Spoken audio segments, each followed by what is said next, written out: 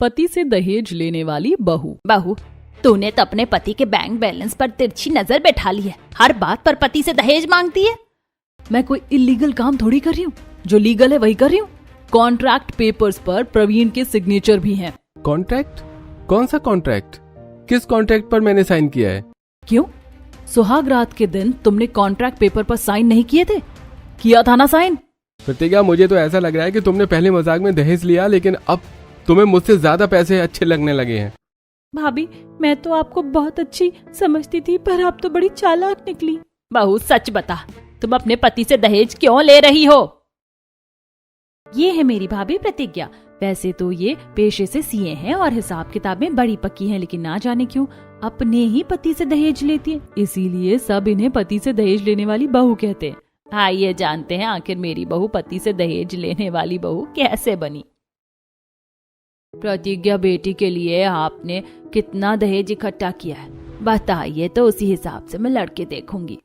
कृष्णलाल और रुक्मणी हॉल में अपनी बेटी प्रतिज्ञा की मामी सुमित्रा से बातें कर रहे होते हैं। तभी प्रोफेशनल कपड़ों में ऑफिस के लिए तैयार प्रतिज्ञा हॉल में आती है। मामी, आपकी भांजी दहेज देने वाली नहीं, पति से दहेज लेने वाली बहू बनेगी। इसीलिए मेरे लिए वही लड़का ढूंढिएगा जो मुझे दहेज देगा। पर बेटी, हमारे समाज में तो दहेज दिया जाता है, जो लड़का जितना सक्षम है उसे उतना दहेज। वही तो, जो जितना सक्षम उसे उतना दहेज। तो मैं क्या किसी से कम सक्षम हूँ? मैंने सीए भी फर्स्ट अटेम्प्ट में क्लियर किया है। दहेज लेने का हक तो मेरा भी बनता है मामी।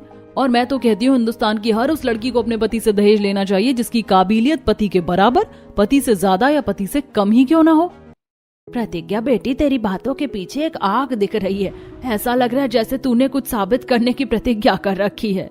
सुमित्रा से आशीर्वाद देकर प्रतिज्ञा ऑफिस के लिए निकल जाती है। सुमित्रा भी कृष्णलाल और रुक्मणी से प्रतिज्ञा के बारे में बातें कर कुछ देर में चली जाती है। वहीं ऑफिस में अपना काम पूरा करने के बाद शाम के वक्त प्रतिज्ञा एक रेस्टोरेंट में सिद्धार्थ के पास पहुंचती है। आ गई तुम? अब बताओ किस लिए बुलाया मुझे? सिद्धार्थ, हमें डेट करते हुए बहुत समय हो गया और हम दोनों ने एक दूसरे को अच्छे से समझ भी लिया। अब ये बताओ, तुम मेरे घर मेरा रिश्ता लेकर कब आ रहे हो? प्रतिज्ञा, तुम तो सक्सेसफुल हो गई हो, लेकिन मैं अभी सक्सेस नहीं हुआ हूँ, इसलिए अभी शादी नहीं करते हैं। ओके, वैसे दहेज के लिए तुम्हारे क्या ख्याल है? देखो, दहेज तो मेरी फैमिली लेगी ही। मेरी मम्मी ने तो बरसों से सपना सजा रखा है कि अपने इकलौते बेटे की शादी में ये दहेज में लूंगी, वो दहेज में लूंगी। सिद्धार्थ, मैं दहेज देने वाली नहीं, दहेज लेने वाली बहू हूँ। तुम्हें मेरा पति बनने के लिए पहले मुझे दहेज देना पड़ेगा। बताओ, कितना दहेज दोगे मुझे? कैसी फिजूल की बातें कर रही हो? ये बात मैं अपनी फैमिली को बताऊंगा तो वो तुम्हें घमंडी, पागल और पता नहीं क्या मुझे समझेंगे। देखो सिद्धार्थ, जैसे शादी में तुम्हें अपनी पत्नी से दहेज की आस है, वैसे ही मुझे भी अपने पति से दहेज की आस है। मैं शादी उसी से करूंगी जो मुझे दहेज देगा। तो तुम अपनी फैमिली से कंफर्म कर लो। फिर तो तुम रहने ही दो। तुम्हारी जैसी सोच को मेरी फैमिली कभी एक्सेप्ट नहीं करेगी। ना ही मुझे ऐसी पत्नी चाहिए और ना ही मैं दहेज देने वाला पति बन सकता हूँ। प्रतिज्ञा सिद्धार्थ का जवाब सुनती और मुस्कुराते हुए कुछ ही दिनों की डेटिंग खत्म करके रेस्टोरेंट से निकल जाती है। कुछ दिन बीतते हैं। प्रतिज्ञा के लिए कई लड़कों के रिश्ते आने लगते हैं। एक दिन पंडित दीनदयाल कुछ लड़कों की तस्वीर लेकर प्रतिज्ञा के घर आए होते हैं, जहां सभी के हाथों में लड़कों की तस्वीर होती है। कृष्णलाल जी, रुक्मणी बहन, इन लड़कों को देखिए। और प्रतिज्ञा बेटी, तुम्हें इनमें से कोई लड़का पसंद आया? नहीं पंडित जी। पंडित जी, आपने दहेज की बात तो कर ली है ना? अरे घबराइए नहीं, सभी लड़के अब आपके हैसियत के बराबर के ही लोग हैं। आप जितना दे सकेंगे उतना ही दहेज लेंगे। पंडित जी, मेरे कहने का मतलब है कि ये लोग हमारी बेटी को कितना दहेज देंगे? अरे कृष्णलाल जी, अब आपकी उम्र हो गई है, शब्द गड़बड़ा रहे हैं आपके। ऐसा पूछे कि लोग कितना दहेज लेंगे, न कि दहेज कितना देंगे। पंडित जी, पापा बिल्कुल सही पूछ रहे हैं। मैं दहेज दूंगी नहीं, लूंगी। बेटी, क्या कह रही है तू? अभी तो हमने कोई लड़का भी पसंद नहीं किया है। पंडित जी, आप हमारी बेटी के लिए उन्हीं लड़के के लिए रिश्ते दिखाइए जो हमारी बेटी को दहेज देने के लिए तैयार हों। अरे कृष्णलाल जी, शायद आपका परिवार उस दिन पैदा हुआ था जिस दिन सूरज पश्चिम दिशा से निकला था। अब जिस दिन सूरज दोबारा पश्चिम दिशा से निकलेगा, उसी दिन समाज में यह नई रीति शुरू होगी। तब तक के लिए राम राम। पंडित दीनदयाल अपने लाए सभी लड़कों की तस्वीरें अपनी पोटली में रखते हैं और बड़बड़ाते हुए प्रतिज्ञा के घर से निकलते हैं। तभी बाहर खड़ी कुछ पड़ोसने पंडित दीनदयाल के पास आती हैं। क्या हुआ पंडित जी? इतना मुंह बनाकर बड़बड़ाते हुए मैं पड़ोसी के घर से क्यों निकल रहे हैं? खातिरदारी नहीं की क्या? ये क्या करेंगे खातिरदारी? कहते हैं अपनी बेटी की शादी ऐसे घर में कराएंगे जहां इन्हें दहेज मिले। अरे कुछ समझाइए अपने पड़ोसनों को। मुझे तो लगता है कि अपनी बेटी को जिंदगी भर कुंवारी ही रखना चाहते हैं, बस तभी ऐसी मानसिकता बना रखी है। मिल गई चटपटी खबर, अब मजा आएगा। ऐसे ही दिन बीतता है। अगले दिन रुक्मणी गली में आए सब्जी वाले से सब्जी खरीदने आती है, जहाँ पहले से ही पड़ोसनों की भीड़ लगी होती है। और बहनों, कौन क्या क्या सब्जी ले रहा है? भैया जरा मुझे भी 2-4 बढ़िया सब्जियां दे दीजिए। ए रुक्मणी बहन, सुना है तुम लोग अपनी बेटी की शादी वहां करोगे जहां तुम्हें दहेज ना देना पड़े, बल्कि तुम्हें दहेज मिले। ये कौन सी उल्टी गंगा बहा रही हो? मेरी बेटी ने तो यही फैसला लिया है, और जब बेटी ने ये फैसला लिया है तो आगे हम क्या ही कह सकते हैं। हाँ बहन, बेटी कुएं में कूदना चाहे तो कूदने देना, आखिर उसका अपना फैसला है, तू क्यों रोकेगी? सभी पड़ोसने रुक्मणी को ताना मारने लगती हैं। ऐसे ही एक रविवार प्रतिज्ञा घर के कपड़ों में अपनी छत पर कपड़े सुखा रही होती है। वहीं गली में खड़ी कुछ औरतें प्रतिज्ञा को देख रही होती हैं। अरे बहनों, वो देखो अपने घर के कपड़े छत पर सुखाने आई है। जरा सोचो, दहेज देने के बाद भी औरत को ससुराल में इतना काम करना पड़ता है। ये तो दहेज लेने वाली है, फिर कितना काम करेगी? या जिस तरह दहेज की उल्टी गंगा बहा रही है, वैसे ही खुद काम करने की जगह अपने ससुराल वालों से ही काम करवाएगी। अरे कौन थामेगा ऐसी लड़की? कहाँ मिलेगा इसे दहेज देने वाला पति? आए दिन प्रतिज्ञा को देखने आने वाले लड़कों के परिवार प्रतिज्ञा की शर्त सुनकर रिश्ते के लिए मना कर देते हैं। इससे रुक्मणी परेशान रहने लगती है। हे भगवान, अगर इसी तरह चलता रहा तो मेरी बेटी की शादी कैसे होगी? प्रतिज्ञा बेटी, अपनी जिद छोड़ दे। अब हम दहेज देकर तेरी किसी अच्छे लड़के से शादी करवा देंगे। नहीं मम्मी, मैं दहेज दूंगी नहीं, बल्कि अपने पति से दहेज लूंगी। देख बेटी, सभी पड़ोसने तुझे देखने आए लड़कों के परिवार, यहाँ तक कि पंडित जी भी ताने मारने से पीछे नहीं हटते। मुझे पता है तू ये सब क्यों कर रही है, लेकिन मेरी बात मान, अपनी जिद छोड़ दे। ऐसे में कौन करेगा तुझसे शादी? तू ही बता। करेगा माँ, एक लड़का है जो मुझसे शादी करने के लिए तैयार है, वो भी मुझे दहेज देकर। बेटी कौन है वो लड़का? वही हमारे पुराने रिश्तेदार, मैंने कल उन्हें बुलाया है। बेटी तो उन लोगों से कब मिली? 1 हफ्ते पहले मैं अपनी सहेली की शादी में गई थी ना, तब। प्रतिज्ञा सुंदर लहंगे में अपनी दुल्हन बनी सहेली नीलम के साथ मैरिज हॉल के कमरे में बात कर रही होती है। बेवकूफ, मैंने तेरी जितनी पढ़ाई लिखाई नहीं की, फिर भी तुझसे पहले मेरा घर बस रहा है। मेरी बात मान, अपनी जिद छोड़कर तू भी किसी अच्छे लड़के से शादी कर ले। देख, मैं तेरी शादी में आई हूँ तुझे खुश देखने और खुश होने। अब ये सब बातें बंद कर। अच्छा देख, शादी में बहुत लड़के आए हैं, यहाँ वहाँ देखते रहना, शायद तुझे कोई पसंद आ जाए। अब मुझे मंडप में लेकर चल, मुझे शादी करनी है। प्रतिज्ञा नीलम को मंडप में लेकर आती है और नीलम का पूरा ध्यान रखती है। ये सब दूर खड़ा प्रणव देख रहा होता है और मौका मिलते ही प्रणव अचानक प्रतिज्ञा के सामने आता है। बेवकूफ हो क्या? इस तरह किसी लड़की के रास्ते में आते हैं क्या? हटो। मुझे माफ कर दो, दरअसल मुझे तुमसे कुछ बात करनी थी, इसलिए रास्ते में आया। बोलो, क्या बात करनी है? देखो, मैं तुम्हें पहली बार देख रहा हूँ और मेरी एक आदत है, मेरे मन में जो आता है मैं बोल देता हूँ। मुझे तुम बहुत अच्छी लगी हो, मैं तुमसे शादी करना चाहता हूँ। ये कौन सा तरीका होता है? किसी शादी में लड़की को देखा और उसे शादी के लिए प्रपोज कर रहे हो? ऐसे शादी नहीं होती। पहले लड़का लड़की एक दूसरे को समझते हैं, बात बनती है तो परिवार को बताते हैं, और अगर मुझसे शादी करनी है तो मेरे घर रिश्ता लेकर आना पड़ेगा। तो पहले हम दोनों एक दूसरे को थोड़ा समझ लेते हैं, बात बनी तो परिवार को बता देंगे। प्रणव और प्रतिज्ञा रोज ऑफिस के बाद मिलते हैं, कभी रेस्टोरेंट जाते हैं तो कभी साथ में मूवी देखने जाते हैं। इसी तरह दोनों की दोस्ती बढ़ती है और धीरे धीरे दोनों एक दूसरे को पसंद करने लगते हैं। और आज प्रतिज्ञा और प्रणव पार्क में बैठे होते हैं। प्रतिज्ञा, अब तो तुम मुझे अच्छे से समझ गई हो। कल ही तुमने कहा था कि तुम मुझसे शादी भी करना चाहती हो, तो कल मैं अपने मम्मी पापा को लेकर तुम्हारे घर आता हूँ। हाँ ठीक है, लेकिन मेरी एक शर्त है, मेरा पति वही बनेगा जो मुझे दहेज देगा। तो क्या तुम मुझे दहेज दोगे? अब एक सीए डिजिटल मार्केटिंग वाले से दहेज लेगी? चलो ठीक है, ले लेना, घर का पैसा घर में ही तो रहेगा। प्रणव प्रतिज्ञा की बात का मजाक उड़ा देता है और अपने घर आकर सभी को प्रतिज्ञा के बारे में बताता है। कल ही मैंने उससे बात की है और आज उसने अपने परिवार को हमारे बारे में बता भी दिया है। कल वो रिश्ता लेकर आएगा। अगले दिन प्रणव प्रतिज्ञा का रिश्ता लेकर उसके घर आता है। भैया, अपने लिए लड़की तो आपने बहुत अच्छी पसंद की है, मुझे तो अपनी भाभी बहुत पसंद आई।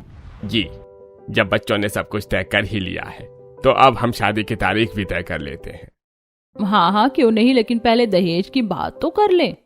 दहेज में मुझे पापा के लिए एक स्कूटी, मम्मी के लिए किचन सेट, बाकी आप मेरे मम्मी पापा मुझे जो देना चाहें वो, और शगुन में कुछ नगद। अरे बाबा, अब तो तुम्हारे पापा मेरे भी पापा जी लगेंगे, उनके लिए तो मैं कुछ भी कर सकता हूँ। ये क्या जी, ये तो सच में दहेज ले रही है बहू। अरे जाने दो, बच्चों की अपनी अपनी बातें हैं। फिर बहू भी तो अपने माता पिता की इकलौती बेटी है। बहू के बाद उनका कोई तो सहारा होना चाहिए। प्रणव और प्रतिज्ञा की शादी की तारीख तय कर मनीष अपने पूरे परिवार के साथ कृष्णलाल से गले मिलते हुए हंसते मुस्कुराते हुए बाहर निकलते। बाहर खड़ी पड़ोसने सब देख रही होती हैं। मिल गया इन्हें बकरा, न जाने कितने रुपए में हलाल किया होगा इन्होंने। कुछ दिन बीतते हैं। तय तारीख के दिन धूमधाम से प्रणव और प्रतिज्ञा की शादी होती है। शादी में प्रणव अपनी खुशी से कृष्णलाल को स्कूटी और रुक्मणी को किचन सेट के साथ घर की दूसरी जरूरी चीजें और दोनों को गहने और कुछ कपड़े देता है। विदाई के बाद प्रतिज्ञा प्रणव के साथ अपने ससुराल में गृह प्रवेश करती है और फिर प्रणव के साथ अपने कमरे में आती है। कमरे में प्रणव प्रतिज्ञा का घूंघट उठाता है। मुझसे शादी करने का दहेज तो तुमने अभी तक पूरा दिया नहीं और मेरा घूंघट उठा रहे हो। तुम्हें पता है ना, इसका भी दहेज लगता है। समझ गया। तुम शगुन की गिफ्ट की बात कर रही हो। लाया हूं मैं तुम्हारे लिए गिफ्ट। प्रणव प्रतिज्ञा को सोने का हार देता है। तभी प्रतिज्ञा तकिए के नीचे से एक कॉन्ट्रैक्ट फाइल निकालती है। प्रणव, ये हार तो बहुत सुंदर है, लेकिन मुझे इन दहेज रिजर्व के कॉन्ट्रैक्ट पेपर्स पर तुम्हारे साइन भी चाहिए। अरे आज हम दोनों एक हो गई। इस खुशी में कॉन्ट्रैक्ट पेपर क्या, अपने डेथ वारंट पर भी साइन कर दूं। लाओ कर देता हूं साइन। प्रणव कॉन्ट्रैक्ट पेपर्स पर साइन कर देता है। इसी तरह हंसते मुस्कुराते रात बीतती है। अगले दिन प्रतिज्ञा अपनी पहली रसोई करती है। कुछ दिन बीतते हैं। प्रतिज्ञा अपने ससुराल में सबसे घुल मिल जाती है और एक दोपहर हॉल में। मम्मी, सुबह तुम अपनी किन सहेलियों से बात कर रही थी? अरे सीमा, अच्छा याद दिलाया बहू। जरा आज अपने हाथों का कुछ स्वादिष्ट बना देना खाने में, और खाने से पहले कुछ चाय नाश्ता भी बना लेना। हाँ मम्मी जी, ये तो मैं रोज ही बनाती हूँ। बहू रोज वाली नहीं, कुछ खास बनाना। मेरी कुछ सहेलियां आ रही हैं, हम सभी साथ में खाना खाएंगे और उससे पहले उन्हें चाय नाश्ता भी देना पड़ेगा। ठीक है मम्मी जी, मैं चाय नाश्ता और खाना बना दूंगी। वैसे कितने लोग आएंगे, उसी हिसाब से एक्स्ट्रा चाय नाश्ता और एक्स्ट्रा खाना बनाऊंगी। बहू ऐसे तो 5-6 लोग आएंगे, अब ज्यादा भी हो सकते हैं, कम भी हो सकते हैं। तुम अपनी व्यवस्था पूरी रखना। प्रतिज्ञा किचन में आती है और चाय नाश्ते के लिए तरह तरह की सब्जियां काटकर बेसन घोलकर फ्रिज में रख देती है। ऐसे ही शाम के 7 बजे मीनाक्षी की 6 सहेलियां घर आती हैं। अरे वाह मीनाक्षी, तेरी बहू शादी में मेकअप में जितनी सुंदर लग रही थी उससे भी ज्यादा सुंदर तो बिना मेकअप के लग रही है। बड़ी प्यारी है तेरी बहू। मीनाक्षी, हम तेरी बहू से मिलने आए और तेरी बहू चुपचाप खड़ी। कुछ चाय नाश्ता मंगवा, हम भी तो देखे बहू के हाथ में कैसा स्वाद है। आंटी जी आप लोग बैठिए तो सही, मैं अभी गर्मा गर्म चाय नाश्ता लेकर आती हूँ। प्रतिज्ञा रसोई में आती है और गैस चूल्हे पर चाय चढ़ाकर पकौड़े तलती है। फिर मीनाक्षी की सभी सहेलियों को चाय नाश्ता करवाती है। सभी प्रतिज्ञा से थोड़ी देर बातें करती हैं। ऐसी रात हो जाती है। पूरा परिवार और मीनाक्षी की सभी सहेलियां खाने पर बैठती हैं। प्रतिज्ञा सभी को खाना परोसती है। वाह मीनाक्षी, तेरी बहू ने तो बहुत ही स्वादिष्ट खाना बनाया है। बस शायद हड़बड़ी में सब्जी थोड़ी पहले उतारती, इसीलिए थोड़ी कच्ची रह गई है। और बहू, ये खीर भी बहुत स्वादिष्ट है, बस चीनी थोड़ी कम है। मेरी भाभी तो हम लोगों के स्वाद के अनुसार खाना बनाती है, इसीलिए आपको ऐसा लग रहा है, वरना खीर तो बहुत अच्छी बनी है। आपने खुद 2 कटोरी खीर खाई है, क्यों? सीमा, ऐसा नहीं बोलते, वो भी तो तारीफ ही कर रही हैं। मीनाक्षी की सभी सहेलियां खाना खाकर अपने अपने घर चली जाती हैं। प्रतिज्ञा रसोई में आकर एक डायरी निकालती है और कुछ लिखने लगती है। मम्मी जी की पूरी 6 सहेलियां आई थी। 6 सहेलियों का चाय नाश्ता, फिर उनका खाना, ऊपर से उनके सवाल जवाब, सब लिख लिया। ऐसे ही कुछ दिन बीतते हैं। एक सुबह नाश्ते के बाद प्रणव ऑफिस के लिए चला जाता है और प्रतिज्ञा अपने कमरे में लैपटॉप और फाइल लेकर ऑफिस का काम करने बैठती है। वहीं दरवाजे पर खड़ा मनीष सब देख रहा होता है। अच्छा हुआ मैंने अपना सारा काम वर्क फ्रॉम होम कर लिया। ससुराल भी संभाल लेती हूँ, काम भी कर लेती हूँ। ऑफिस में जो काम करने में 5-6 घंटे लगते हैं, घर के कंफर्ट में वही काम 2.5 से 3 घंटे में हो जाता है। अरे बहू, काम कर रही हो? हाँ पापा जी, ऑफिस का काम कर रही हूँ। बहू, नाश्ते के बाद मुझे दवाइयाँ खानी होती हैं। वो दवाइयाँ खत्म हो गई हैं, जरा बाहर जाकर मेडिकल शॉप से ले आती। सीमा, प्रणव और तेरी सास घर पर नहीं है, वरना तुझे परेशान नहीं करता। जी पापा जी, मैं अभी लेकर आती हूँ। प्रतिज्ञा कपड़े बदलकर मेडिकल शॉप पहुंचती है और मनीष की दवाइयाँ खरीदने के बाद प्रतिज्ञा अपनी छोटी डायरी निकालती है। दवाइयों के पैसे और काम छोड़कर पापा जी की दवाइयाँ लाने का दहेज सब नोट कर लिया। प्रतिज्ञा डायरी अपने बैग में रखती है और घर आकर मनीष को दवाइयाँ दे देती है। ऐसे पूरा महीना बीतता है। प्रणव अपनी सैलरी से कुछ कैश लाकर मीनाक्षी के हाथ में रखता है। मम्मी, ये लो इस महीने का घर का खर्च। भैया, अब आपकी शादी हो गई है, अब ये घर खर्च आपको भाभी को दे देना चाहिए। हाँ प्रणव, ये तो बहू को दे, अब थोड़ी जिम्मेदारियां बहू भी संभाले। नहीं नहीं मम्मी जी, मैं एक घर चला सकूं इतनी समझ अभी मुझ में नहीं है। वैसे प्रणव, ये लो मेरा भी इस महीने का दहेज। प्रतिज्ञा एक स्लिप प्रणव के हाथ में पकड़ा देती है। 15,000 दहेज की EMI, मम्मी जी के फ्रेंड्स का दहेज और पापा जी की दवाइयां लाने का दहेज, ये क्या है प्रतिज्ञा? शादी में तुमने मेरे मम्मी पापा को किचन सेट, बेडशीट, कपड़े वगैरह तो दिए थे, लेकिन शगुन का कैश नहीं दिया था। ये उसी शगुन के 15,000 रुपए की EMI है। बाकी जो एक्स्ट्रा काम मैंने किए इसमें जोड़ दिया है। बड़ा बेटा, तेरी मम्मी भी मुझसे ऐसे ही उल्टे सीधे खर्चे जुड़ाकर पैसे लिया करती थी। अच्छा, अब मैं समझ गया। तुम्हें अपने पति से पैसे चाहिए? ठीक है, मैं तुम्हें ऑनलाइन भेज देता हूँ। प्रतिज्ञा अपने पति से दहेज ले लेती है। ऐसे दिन बीतते हैं। एक दिन अचानक तेज बारिश शुरू हो जाती है, जिससे बालकनी, खिड़कियों और दरवाजों से घर में बारिश का पानी आने लगता है। अरे बहू, अरे सीमा, जल्दी घर के सभी खिड़की दरवाजे बंद करो, तेज बारिश हो रही है, घर में पानी आ रहा है। भाभी, मैं खिड़कियां और दरवाजे बंद करती हूँ, आप बालकनी से कपड़े उतार लीजिए और बालकनी का दरवाजा बंद कर दीजिए। सीमा घर के सभी खिड़की दरवाजे बंद करती है। वहीं प्रतिज्ञा बालकनी से सारे कपड़े उतारकर बालकनी का दरवाजा बंद कर देती है और कपड़े हॉल के सोफे पर सूखने के लिए फैला देती है। वाह बहू, तू तो बड़ी समझदार है। कपड़े सूख जाएं इसीलिए तूने सोफे पर फैला दिए। अब जरा घर में आया पानी भी साफ कर दे, वरना कोई फिसल कर गिर जाएगा। प्रतिज्ञा अपने कमरे में आती है, अपनी डायरी निकालकर उसमें कुछ लिखती है और फिर पोछा लेकर घर में आया बारिश का पानी साफ करने लगती है। बहू, बड़ी प्यारी बारिश हो रही है। ऐसी बारिश में अगर अदरक वाली मसालेदार चाय और गर्मा गर्म पकौड़े तीखी चटनी के साथ मिल जाए तो मजा आ जाएगा। भाभी, मेरे लिए पनीर के पकौड़े बनाइएगा। बहू, मेरे लिए प्याज के पकौड़े बनाना और अपने ससुर जी के लिए पालक के। वो पालक के पकौड़े ही खाते हैं। जी मम्मी जी, अभी बना देती हूँ, 1 मिनट। इतना कहकर प्रतिज्ञा वापस अपनी डायरी निकालती है और उसमें कुछ लिखने लगती है।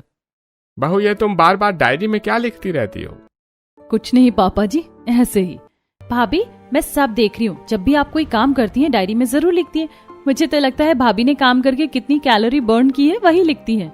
ऐसा कुछ भी नहीं है, आप लोग ज्यादा मत सोचिए। बैठिए, मैं गर्मा गर्म पकौड़े और चाय लेकर आती हूँ। प्रतिज्ञा रसोई में आती है। गैस चूल्हे पर एक तरफ अदरक वाली चाय चढ़ाकर दूसरी तरफ सभी के पसंद के पकौड़े बनाती है। फिर प्रतिज्ञा अपने ससुराल वालों के साथ हल्की बारिश में चाय और पकौड़ों के मजे लेती है। ऐसे ही कुछ दिन बीतते हैं। एक रविवार प्रणव कमरे में प्रतिज्ञा के पास आता है। प्रतिज्ञा, दोपहर में लाइट लंच के लिए मैंने अपने ऑफिस के बॉस और कुछ क्लाइंट्स को घर इनवाइट किया है। तुम उनके लिए कुछ अच्छा बना देना, और हाँ, इंडियन नहीं, कुछ अलग बनाना। इंडियन खाना बनाना होता तो तुमसे दहेज नहीं लेती, पर अब दहेज लगेंगे। कितना दहेज होगा ये भी मैं बाद में बता दूंगी। ओहो, तुम्हारी सुई तो दहेज पर ही अटक गई है। लगता है CA की पढ़ाई तुम्हारी नस नस में भर गई है। प्रणव प्रतिज्ञा की बात मजाक में टाल देता है। वहीं प्रतिज्ञा रसोई में आकर कॉन्टिनेंटल, थाई और सी फूड बनाती है और दोपहर में प्रतिज्ञा प्रणव के बॉस और क्लाइंट्स को लंच करवाती है। फिर रात में प्रतिज्ञा कमरे में प्रणव को एक बिल पकड़ाती है। ये बिल है, मैंने तुम्हें दे दिया है। महीने के एंड में पैसे मेरे अकाउंट में ट्रांसफर हो जाने चाहिए, वरना फिर मैं कोई काम नहीं करूंगी। अच्छा बाबा, कर दूंगा ट्रांसफर। तुम तो कुछ भी काम करती हो, तुरंत मेरी जेब काट लेती हो। ऐसे ही दिन बीतते। एक रविवार प्रणव प्रतिज्ञा को वाटर पार्क लेकर आता है, जहां दोनों साथ में पानी में खूब एंजॉय कर रहे होते हैं। प्रतिज्ञा, मजा आ रहा है ना तुम्हें वाटर पार्क का? हाँ, बहुत मजा आ रहा है। अच्छा, इसके तो दहेज नहीं लगेगा ना, या इसका भी दहेज लोगी? नहीं नहीं, अब शादी की है तो पति के साथ घूमना फिरना और रोमांस तो होगा ही, इसके लिए अलग से दहेज नहीं लूंगी। प्रतिज्ञा और प्रणव एक दूसरे के गले मिलते हैं। तभी वाटर पार्क में कपल म्यूजिक बजने लगता है और दोनों पानी में ही कपल डांस करते हुए एंजॉय करने लगते हैं। ऐसे ही कुछ दिन बीतते हैं। एक दोपहर प्रतिज्ञा और मीनाक्षी मंदिर से घर लौट रही होती है। तभी गली में एक सब्जी वाला आया होता है, जहाँ कुछ पड़ोसने सब्जियां खरीद रही होती हैं। अरे मीनाक्षी बहन, आइए सब्जियां ले लीजिए। कहाँ मंडी तक जाइएगा? अरे नहीं बहन, मंदिर की लाइन में खड़ी होकर बहुत थक गई हूँ। घर जाकर थोड़ी कमर सीधी करूंगी। ऐसा कर बहू, तू ही सब्जियां खरीद ले। मम्मी जी, सब्जियां खरीदना आपका काम है। अब अगर मैं सब्जियां खरीदूंगी तो दहेज लगेगा। क्या दहेज? सब्जियां खरीदने पर कैसा दहेज? बहू, हर वक्त मजाक अच्छा नहीं लगता। जल्दी सब्जियां खरीद कर आओ। गली में खड़ी सभी पड़ोसने प्रतिज्ञा की बात सुनकर हैरानी से एक दूसरे का चेहरा देखने लगती हैं। बहू, तू अपने सास के किस दहेज की बात कर रही है? मैं अपने दहेज की बात कर रही हूँ। वो दहेज जो मैं अपने ससुराल वालों से पाती हूँ और साथ में ससुराल के अलग अलग काम करने पर अपने ससुराल वालों से लेती हूँ। अरे वाह मीनाक्षी बहन, तुम तो बड़ी दिलदार निकली। हमें नहीं पता था कि तुम इतनी पैसे वाली हो। बहू ने तो मेरी नाक में दम कर रखा है। मिताली अपने घर चली जाती है। वहीं प्रतिज्ञा अपने ससुराल वालों के लिए सब्जियां खरीद कर घर आती है। मम्मी जी 500 रुपए दीजिए, सब्जी वाले को देने हैं। अरे बहू, किस भाव में सब्जियां खरीद कर लाई है? इतनी सी सब्जियां 500 रुपए की हो गई। चलो सब्जी वाले से बात करती हूँ।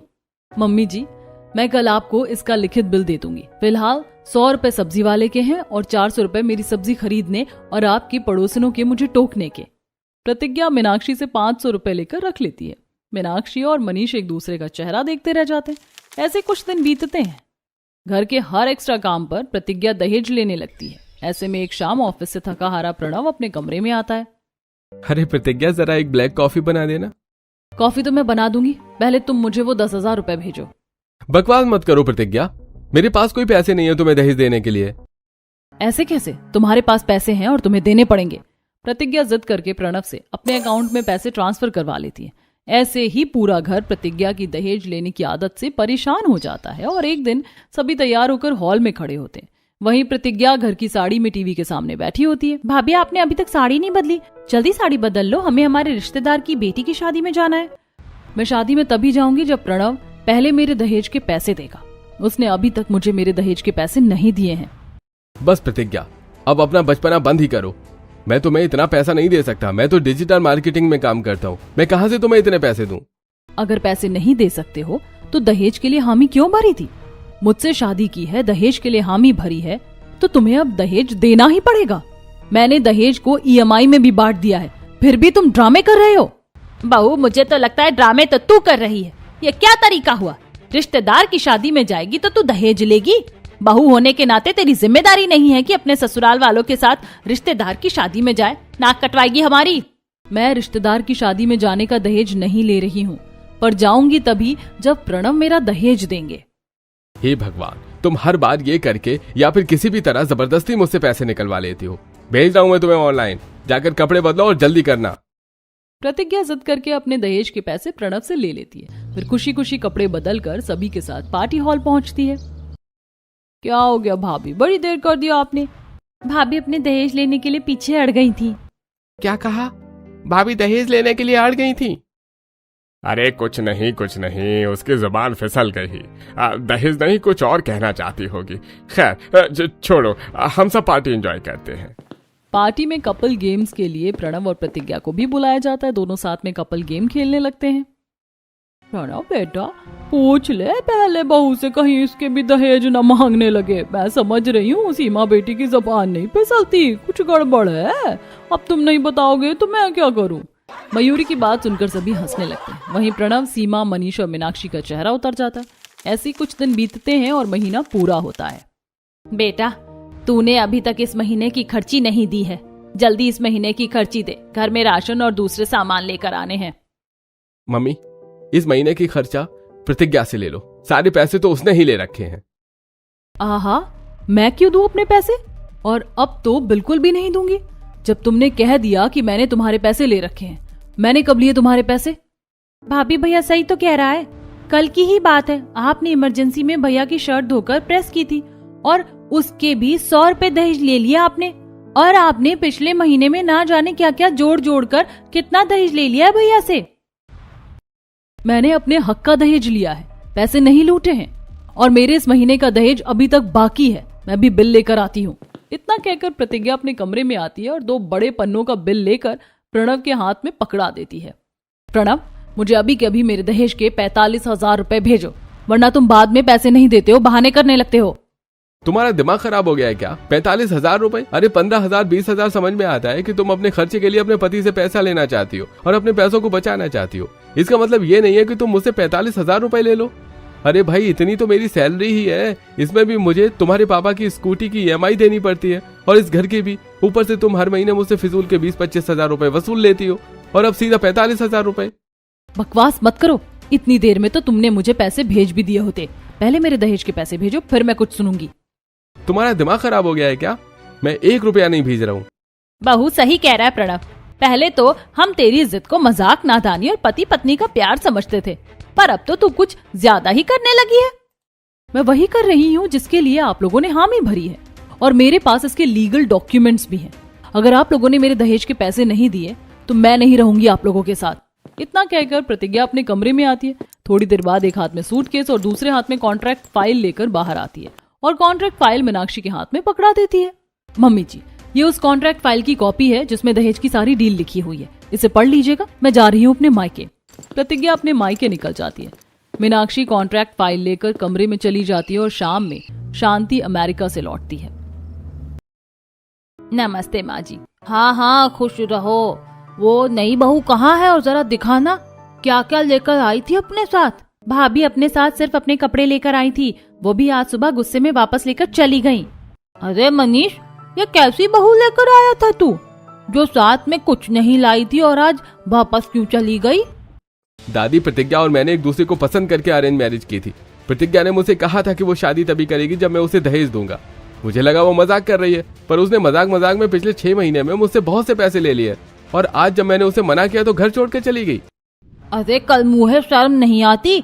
गांव में जब कोई अपने लड़के की शादी की बात करने जाता है तो दहेज की बात करने मुझे लेकर जाता है, और मैं वीजा के चक्कर में अमेरिका में फंस क्या गई? कल की आई लड़की ने तुम लोगों को छठी का दूध याद दिला दिया। कल ही उसके घर चलती हूँ, देखती हूँ कौन है वो। रात बीतती है। अगले दिन शांति पूरे परिवार के साथ प्रतिज्ञा के मायके पहुंचती है। तुम लोग? प्रतिज्ञा तुम्हारी बेटी है? जी, प्रतिज्ञा हमारी ही बेटी है। माँ, तुम जानती हो इन्हें? हमारे घर की खुशियां छीनी थी इन्होंने और हमें ही नहीं पहचानेंगी, ऐसा कैसे हो सकता है? ये क्या कह रही हो तुम? आप लोग हमेशा पूछा करते थे ना कि मैं अपने पति से दहेज क्यों लेती हूँ, बस इसी दिन के लिए। जरा पूछिए इनसे, इन्होंने अपने सबसे छोटे बेटे की शादी जिस लड़की से कराई थी वो लड़की कैसे मरी? भगवान का बुलावा आया और चली गई। झूठ मत बोलिए, आप लोगों को सच्चाई मैं बताती हूँ। विक्रम भैया की बीवी और कोई नहीं, मेरी बड़ी दीदी रागिनी थी। इन लोगों ने मीठी मीठी बातें करके बिना दहेज के शादी की और शादी के बाद दीदी को इतना परेशान किया कि दीदी ने आत्महत्या कर ली। तभी से ये अमेरिका जाकर रहने लगी। बोलिए, सच है या झूठ, वरना आपके 1 भी रुपए वापस नहीं करूंगी। हाँ, मैं तुम्हारी बहन से दहेज मांगती थी, पर मैंने उसे आत्महत्या करने के लिए नहीं कहा था, उसने खुद आत्महत्या की। आत्महत्या खुद ही की जाती है, पर आत्महत्या करने के लिए मजबूर करने वाले को दोषी माना जाता है।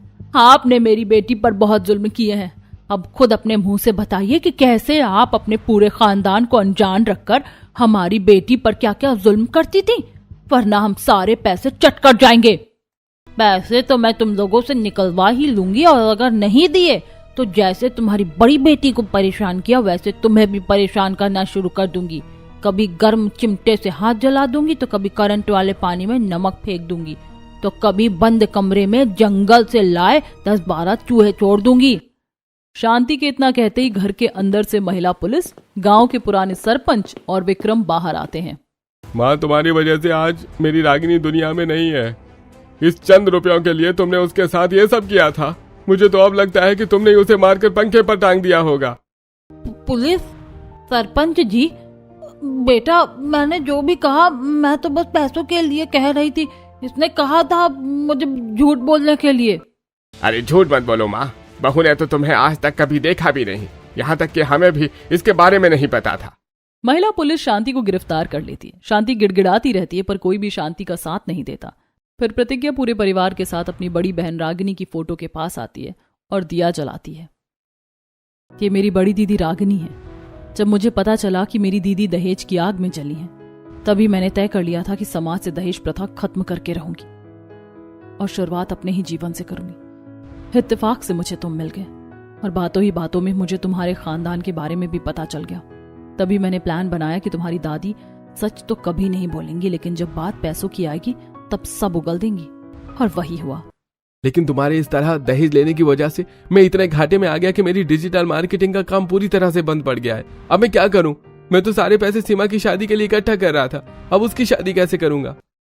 मैंने तुमसे लिए कुछ पैसों की एफडी करवा दी है और कुछ पैसों को सही जगह इन्वेस्ट कर दिया है। और पतिदेव, आपकी बीवी सीए है। आप कब से बिजनेस में घाटे की टेंशन लेने लगे? प्रतिज्ञा अपनी प्रतिज्ञा पूरी कर अपने ससुराल लौट आती है और पूरे परिवार के साथ हंसी खुशी अपना जीवन व्यतीत करती है।